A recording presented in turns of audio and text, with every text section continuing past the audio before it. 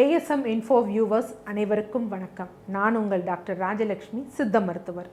இந்த பதிவில் எதை பற்றி பார்க்க போகிறோம்னா, சீரக தண்ணீர். இதை பருகுவதால் என்ன நன்மை, இதில் என்ன பயன் இருக்குது அப்படிங்கிறத தான் பார்க்க போகிறோம்.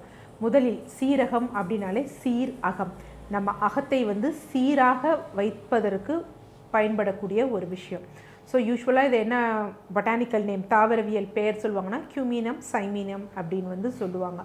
இதோடைய சுவை நம்ம எப்பயும் பார்க்குற மாதிரி சுவை, தன்மை, வீரியம் அப்படிங்கிறப்ப கார்ப்பு, இனிப்பு, தட்பம், இனிப்பு. ஸோ இதில் என்ன அப்படின்னு பார்த்திங்கன்னா, இதனுடைய தன்மை குளிர்ச்சி தன்மை உடையது. ஆனால் முதல் சுவை பார்த்தோம் அப்படின்னு பார்த்திங்கன்னா காரமாக இருக்கும். ஆனால் ஃபர்தராக அது இனிப்பாக போகும்பொழுது அது நமக்கு குளிர்ச்சியை தரும். இதுக்கு நிறைய பெயர்கள் சொல்லுவாங்க. அதுலேயே அதோட தன்மை காணும். அதாவது போஜன குடோரி, பசி இல்லாமல் இருந்ததுன்னா அந்த பசியை இது பண்ணக்கூடியது. பித்த நாசினி, பித்தத்தை சரி செய்யக்கூடியது. அடுத்து இதில் ரொம்ப முக்கியமான ஒரு விஷயம் என்ன அப்படின்னு பார்த்தீங்கன்னா, இதோட பெயரில் துத்த சாம்பலம் அப்படிங்கிற ஒரு பெயர் இருக்கு. ஸோ துத்த அப்படின்னாலே என்னென்னா ஜிங்க் அப்படின்னு இருக்கு. ஸோ ஜிங்க் சத்து எதில் இருக்குது அப்படின்னா இந்த சீரகத்தில் இருக்குது. இந்த ஜிங்க் நம்ம எதுக்கு ரொம்ப முக்கியம் அப்படின்னா, நம்ம உடலின் நோய் எதிர்ப்பு சக்தியை அதிகரிக்க, நமக்கு தாது பலத்தை அதிகரிக்க ஜிங்க் ரொம்ப முக்கியம். ஸோ அது இயற்கையிலே எதில் இருக்குது அப்படின்னு பார்த்திங்கன்னா இந்த சீரகத்தில் இருக்குது அப்படிங்கிறது நமக்கு தெரியுது. யூஸ்வலாக பார்த்திங்கன்னா இந்த சீரகத்தை பற்றி இது எப்படி இந்த சீரகத்தை என்ன சொல்லுவாங்கன்னா, முத்தோட சமணி அப்படின்னு சொல்லுவாங்க. அதாவது வாதம், வலி, அழல், ஐயம். வாத, பித்த, கபம் அப்படிங்கிறது நம்ம தமிழ் சார்ந்தது கிடையாது. வலி, அழல், ஐயம். ஸோ இனிமேல் எங்கெல்லாம் நம்ம வலி அப்படின்னு சொல்கிறோமோ அந்த இடம்லாம் வாதம், எங்கே அழல் அப்படின்னு சொல்கிறோமோ அதெல்லாம் பித்தம், எங்கே ஐயம் அப்படின்னு சொல்கிறோமோ அதெல்லாம் கபம். ஸோ அந்த மாதிரி புரிஞ்சுக்கோங்க. இதில் என்ன அப்படின்னு பார்த்தீங்கன்னா, இதுக்கு யூஸ்வலாக ஒரு ரேஷியோ இருக்கும். இதில் என்ன அப்படின்னு பார்த்தீங்கன்னா, வாதம்ங்கிறது அதிகமாக இருக்கணும், அதில் பாதி பார்த்திங்கன்னா அழல் இருக்கணும், அதில் பாதி எவ்வளோ இருக்கணும் அப்படின்னு பார்த்திங்கன்னா ஐயம் இருக்கணும். இதுதான் பார்த்திங்கன்னா சீரான ஒரு நாடித்தன்மை. அதாவது இதில் ஏதாவது சேஞ்சஸ் இருக்குது அப்படின்னா அதை மூன்றையும் சரி செய்யக்கூடியது தான் திரிதோட சமணி. அது எதுவானாலும், அது வாத நோய்க்கும் கொடுக்கலாம், பித்த நோய்க்கும் அழல் நோய்க்கும் கொடுக்கலாம், ஐய நோய்க்கும் கொடுக்கலாம். ஸோ அப்படி தான் பார்த்திங்கன்னா ஒரு பாடல் இருக்கு தேரையர் வெண்பாவில். என்ன அப்படின்னா, பித்தம் என்னும் மந்திரியை பின்னப்படுத்தியவன் சத்துருயும் துறந்து சாதித்து மத்தகன் எனும் ராசனையும் மீவென்று நண்பை பழப்படுத்தி போசன குடோரி செய்யும் போர். இங்கே போசன குடோரி அப்படிங்கிறது சீரகத்தை குடிக்குது.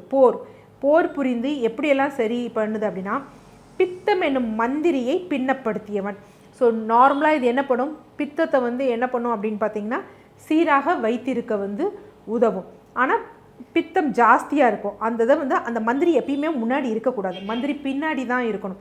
ஸோ அந்த மந்திரியை பின்னாடி போக சொல்லிட்டு சத்துருவையும் துறந்து சாதித்து. ஸோ சத்ரு அப்படிங்கிறது இங்கே சொல்கிறது என்ன அப்படின்னு பார்த்தீங்கன்னா கபம், ஐய குற்றம். அதையும் என்ன அப்படின்னு பார்த்தீங்கன்னா அவங்களையும் விரட்டி விட்டுட்டு, அதாவது நம்ம அந்த நாடியில் அது இருக்கும், ஆனால் நம்ம நாடி பார்க்கும் பொழுது அது புலப்படாது.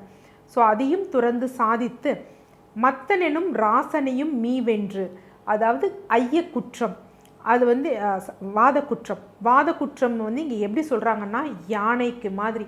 ஸோ யானை எப்படி பலம் பொருந்தி முன் நோக்கி செல்லும், அதையும் மீவென்று முன்னின்று இது எப்படின்னா ஒரு திரிதோட சமணியாக இருக்கும். அப்போ என்ன அர்த்தம் அப்படின்னா, நீங்கள் என்ன நோய் எந்த பிரச்சனை இருந்தாலும் சீரகத்தை எடுக்கலாம். சீரகத்திற்கு ஒரு ரெஸ்ட்ரிக்ஷன் கிடையாது. இது சூடு, இது குளிர்ச்சி அப்படின்னு நம்ம ரெஸ்ட்ரிக்ட் பண்ண வேண்டிய அவசியம் கிடையாது. அடுத்து இதில் என்னென்ன சத்துக்கள் இருக்குன்னா, ஆல்கலாய்ட்ஸ், ஃப்ளேவனாய்ட்ஸ், டெர்பினாய்ட்ஸ், ஸ்டானின், எசென்ஷியல் ஆயில்னு இருக்குது. இதில் ரொம்ப முக்கியம் என்ன அப்படின்னு பார்த்தீங்கன்னா, எசென்ஷியல் ஆயிலான கியூமின் ஆல்டிஹைடு அப்படிங்கக்கூடிய ஒரு எசென்ஷியல் ஆயில் இருக்குது. இதுக்கு என்னென்னா தாபிதத்தை குறைக்கும், எதிர்த்து போராடும், அப்புறம் microbes, anti microbial activity. So நம்ம உடம்புல தேவையில்லாமல் செல்கள் டேமேஜ் ஆகுது பார்த்திங்களா, அதை அனைத்தையும் குறைக்கக்கூடிய தன்மை இந்த கியூமின் ஆல்டிஹைடில் இருக்குது. ஸோ நம்ம ப்ரிப்ரேஷன் பார்க்கும்பொழுது இதை ஸ்பெசிஃபிக்காக பார்ப்போம். அதே மாதிரி வலியையும் குறைக்கக்கூடிய தன்மை இதில் இருக்குது. ஆல்ஃபா பினே அப்படிங்கக்கூடிய ஒரு வேதியியல் சத்து இருக்குது. இது வலியை குறைக்கக்கூடிய தன்மை இருக்குது. அடுத்து இந்த சீரக தண்ணீர் எப்படி எடுக்கணும்? சில பேர் சொல்கிறாங்க சீரக தண்ணீர் வந்து நீங்கள் கொதிக்க வச்சு எடுங்க, சில பேர் வந்து நாள் வந்து ஊற வச்ச தண்ணீரை வந்து எடுங்க அப்படின்னு பல காரணங்கள் வந்து சொல்கிறாங்க. இதை எப்படி எடுக்கணும் அப்படின்னு பார்த்தோம் அப்படின்னா, யூஸ்வலாக இதில் வந்து ஒரு எசென்ஷியல் ஆயில் இருக்குதுன்னு பார்க்கணும். ஆல்ஃபா கியூமின் ஆல்டிஹைட் அப்படின்னு. எசென்ஷியல் ஆயில் வந்து சில சமயம் வாலடைல் ஆயிரும். ஸோ ரொம்ப நம்ம பாயில் பண்ணோம்னா அந்த மாதிரி இது பண்ணோன்னா அது அதோடைய தன்மையை வந்து இழந்துடும். அதனால் மோஸ்ட் ப்ராப்ளி எப்படி பண்ணணும் அப்படின்னா, சீரகத்தை வந்து லைட்டாக வறுத்துடணும். லைட்டாக வறுத்துட்டு என்ன பண்ணணும் அப்படின்னா, அந்த வறுத்து முடித்த உடனே நல்லா நமக்கு எவ்வளோ தண்ணீர், ஒரு குறிப்பாக சொல்லணும் அப்படின்னு பார்த்திங்கன்னா, 1 டேபிள் ஸ்பூன் வந்து சீரகத்தை வந்து வறுத்துட்டோம்னா அதுக்கு 1 லிட்டர் தண்ணி அதில் ஊற்றிடணும். போட்டு கொதிக்க வைக்கக்கூடாது. வச்சுட்டு மூடி வச்சிடணும். மூடி வச்சுட்டு நமக்கு எப்போ வேண்டுமோ அந்த தண்ணீரை பருகணும். இந்த தண்ணீர் வந்து நம்ம எவ்வளோ நேரம் நம்ம பருகுனா நல்ல ஒரு பயன் தரும். ரொம்ப நேரம் வச்சுருந்தோம்னா பாய்சன்லாம் கிடையாது. என்ன அப்படின்னு பார்த்திங்கன்னா, ஒரு 3 ஹவர்ஸ்க்குள்ளே 3 மணி நேரத்துக்குள்ளே எடுத்தோம் அப்படின்னா குறிப்பிட்ட அத்தனை வேதியியல் சத்து, அந்த ஃப்ளேவனாய்ட்ஸ், டெர்பினாய்ட்ஸ் எல்லாமே நமக்கு வந்து முழுமையாக கிடைக்கும். காலம் தள்ள தள்ள வந்து என்னாகும் அப்படின்னு பார்த்திங்கன்னா, அதில் இருக்கக்கூடிய சத்துக்களானது வந்து குறைந்து போயிடும். அதுதான் இதில் ஒரு மெயின் விஷயம்.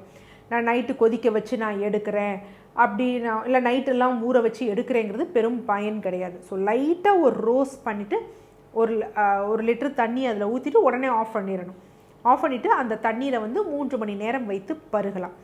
ஸோ இது நார்மலாக சீரக தண்ணீர் வந்து எடுக்கக்கூடிய வழிமுறைகள். இந்த சீரக தண்ணீர் எதற்கெல்லாம் பயன்படும் அப்படின்னு பார்த்திங்கன்னா, நார்மலாக வெயிட் லாஸ்க்காக ட்ரை பண்ணுறவங்க, பசி சரியாக இல்லைன்னு சொல்கிறவங்க, அஜீரணம் போன்ற பிரச்சனைகள் இருப்பவங்க, ஸ்கின் ப்ராப்ளம் இருக்கிறவங்க, முடி உதிர்தல் அதிகமாக இருப்பவர்கள், சுகர் ரத்தத்தில் சர்க்கரை அளவு சீராக இல்லாதவங்க, கொலஸ்ட்ரால் ஜாஸ்தியாக இருக்கவங்க, பிபி சீராக இல்லாதவங்க, அதே மாதிரி ஹார்ட் பிரச்சனை உள்ளவர்கள், இப்படி பலருக்கும் வந்து என்ன அப்படின்னா இந்த சீரக நீரை வந்து எடுத்துக்கலாம். நல்ல பலன் தரும். பட் இது எடுக்கும்பொழுது ஒரு சில ஆல்ட்ரேஷன்ஸோடு எடுக்கணும். ஒரு குறிப்பாக என்ன சொல்கிறோம் அப்படின்னு பார்த்திங்கன்னா, இப்போ ஒரு சர்க்கரை நோயாளி இந்த சீரக நீரை வந்து எடுக்கிறாங்கன்னு வச்சுக்கோங்களேன். அதனுடன் கொஞ்சம் என்ன அப்படின்னு பார்த்திங்கன்னா, இப்போ இந்த சொன்ன மாதிரி பாயில் பண்ணி எடுத்துட்டாங்க அப்படின்னா அதனுடன் என்ன சேர்க்கணும் அப்படின்னு பார்த்திங்கன்னா, கொஞ்சம் வெந்தயம் சேர்த்துக்கணும். ஸோ வெந்தயம், அதனுடன் ஒரு நெல்லிக்காய். ஸோ இந்த மாதிரி போட்டு சர்க்கரை நோயாளிகள் அவங்க பருகிக்கிட்டு வந்தாங்கன்னா இரத்தத்தில் சர்க்கரை அளவு சீராக வந்து குறைவதை வந்து நம்ம வந்து பார்க்கலாம். அதே மாதிரி பிபி பேஷண்ட், ஸோ பிபி பேஷண்ட்டாக இருந்தாங்க அப்படின்னா நார்மலாகவே இந்த சீரகம் இந்த தண்ணீரோட கொஞ்சம் என்னென்னா அவங்க பருகும் பொழுது அதனுடன் என்ன அப்படின்னு பார்த்திங்கன்னா, 1 சிட்டிகை லவங்கப்பட்டை இருக்குது பார்த்திங்களா, பட்டையோட பொடி, அது 1 சிட்டிகை எடுத்துகிட்டு இது பண்ணாங்கன்னா இரத்தத்தில் பிளட் ப்ரெஷரை வந்து சீராக வைத்து கொள்வதற்கு வந்து உதவும். அடுத்து அதிகமாக இரத்தத்தில் கொலஸ்ட்ரால் இருக்கிறவங்க பகல் முழுதும் இதை எடுத்துக்கலாம். ஆனால் இரவில் மட்டும் என்ன பண்ணணும்னா, இதனுடன் ஒரு 2 பல்லு பூண்டு தட்டி போட்டுட்டு அந்த நீரோட தட்டி போட்டு குடித்தாங்க அப்படின்னா இரத்தத்தில் வந்து அந்த கொலஸ்ட்ரால் லெவலை வந்து சீராக வைத்திருப்பதற்கு உதவும். அதே போன்று தான் இருதய சம்பந்தப்பட்ட பிரச்சனை உள்ளவர்களும் நாள்தோறும் இதை எடுத்துட்டு இரவில் வந்து இதனுடன் கொஞ்சம் பூண்டு சேர்த்து எடுத்தாங்க அப்படின்னா நல்ல நன்மை தரும். முடி உதிர்தல் அதிகமாக இருக்குது அப்படின்னா இந்த சீரகத்தோடு என்னென்னா நெல்லி வற்றல் இருக்குது பார்த்திங்களா, அந்த நெல்லி வற்றலை பவுட்ரு பண்ணிவிட்டு அந்த தண்ணீரில் ஒரு டீஸ்பூன் கலந்து வந்து குடிச்சிட்டு வந்தாங்க அப்படின்னா ஸ்கின்னுக்கும் நல்லா வந்து ஒரு க்ளோயிங் கிடைக்கும். அது மாதிரி முடி உதிர்தல் போன்றவையும் வந்து அதாவது குறையப்படும்.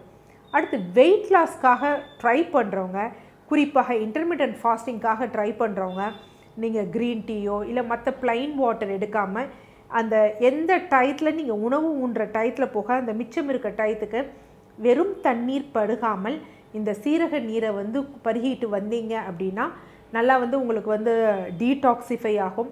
அதே மாதிரி என்ன அப்படின்னு பார்த்தீங்கன்னா உடல் இளைப்புக்கும் வந்து ஹெல்ப் பண்ணும். ஸோ இந்த முறையிலெல்லாம் நம்ம ஒவ்வொரு பிரச்சனைக்கும் இந்த சீரக தண்ணீரை எடுக்கலாம். சீரக தண்ணீர் இவங்க தான் எடுக்கக்கூடாதுன்னு எந்த ரெஸ்ட்ரிக்ஷனும் கிடையாது. ஸோ அதனால் இந்த முறையில் சீரக தண்ணீர் எடுத்து நம்ம பயன்பெறுவோம். நன்றி.